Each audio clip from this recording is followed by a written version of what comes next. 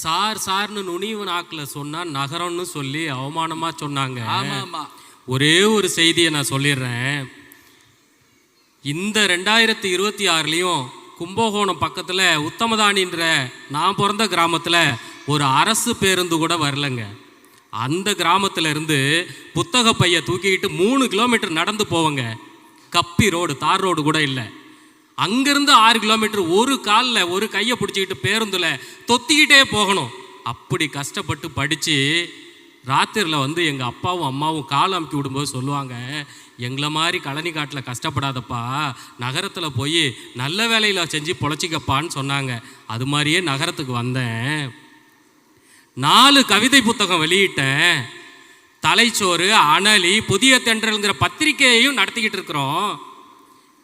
உடல் தானமும் செஞ்சிருக்கிற இந்த மாற்றுத்திறனாளிய என்னுடைய மாணவர்கள்லாம் சார் சார் சார்னு ஆசையாக சொல்லும்போதும் என் கூட ஒர்க் பண்ணுற எல்லா டீச்சர்ஸும் என்னை சார் சார் சார்னு சொல்லும்போதும் எனக்கு அவ்வளவு மன நிறைவாக இருக்குது.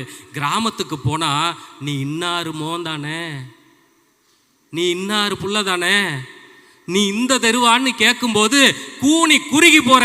இவ்வளவு சாதனைகளையும் இவ்வளவு தகுதிகளையும் அங்கீகரிக்கிற நகரம் தாங்க எனக்கு மனநிறைவான வாழ்க்கையை தருது. அருமை அருமை. நகரத்தில் பெருமையும் திறமையும் மட்டுமே அங்கே மதிக்கப்படுகிறது. வேறு எதுவுமே பின்புலத்தை பார்க்க மாட்டாங்க. அழகா நெகிழ்வா சொன்னாங்க.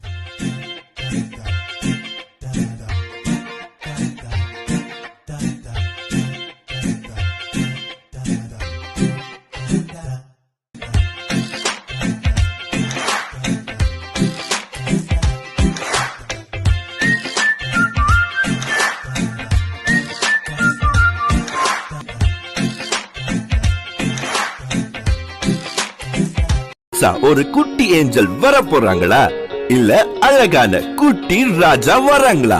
நம்ம வீட்டுக்கு வரப்போற கியூட் பேபிஸ்க்கு தேவையான கியூட்டான பேபி ப்ராடக்ட்ஸ் எல்லாம் வாங்க mini me baby shop. Cook பண்ணி சாப்பிட்டா அது கிராமம், போன்ல புக் பண்ணி சாப்பிட்டா அதாங்க நகரம். குக் பண்ணி சாப்பிடுறது கிராமம், புக் பண்ணி சாப்பிடுறது நகரம். கிராமத்துல ஒரு